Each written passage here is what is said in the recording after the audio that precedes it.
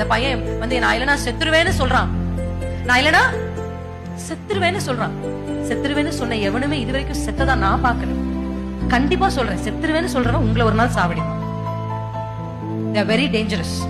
செத்துருவேன்னு சொல்றான். செத்துட்டா நான் கர்த்தருக்கு எப்படி கணக்கு ஒப்புவிப்பேன்? இப்படி வேற ஆவிக்குரிய இன்னொரு தந்திரம் இருக்கு பிசாசு உங்க மேல பயன்படுத்துவான். என்ன தெரியுமா? ஒருத்தனை லவ் பண்ணிட்டு இன்னொருத்தனை கல்யாணம் பண்ண பாவம் இல்லையா? இந்த தந்திரத்துக்கு தயவு செஞ்சு மயங்கிறாதீங்க. அது பிசாசோட தந்திரம். நான் சொல்றேன் பாரு, கீழே விழுந்துட்டீங்க, கீழே விழுந்துட்டீங்க, என்ன பண்ணுவீங்க?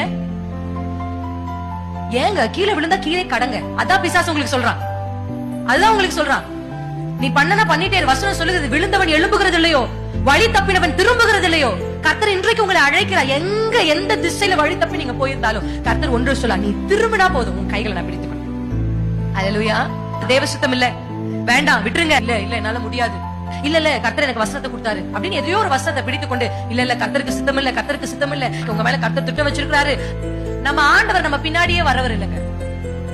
நீங்க எங்க அவரை விட்டு போனீங்கன்னா அங்கேதான் நின்றுட்டு இருக்காரு. அல்லேலூயா. நீங்க ஒரே ஒரு முறை திரும்பிடுங்க, கர்த்தர் உங்க கைகளை பிடித்துக் கொள்வார்.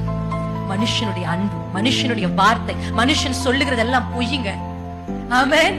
இன்றைக்கு உங்ககிட்ட நீங்க இல்லனா செத்துருவேன் இப்படி எல்லாம் சொல்ற எந்த வார்த்தைக்கும் எமோஷனலா உங்களை பண்ணும்போது தயவு செஞ்சு ஆமென்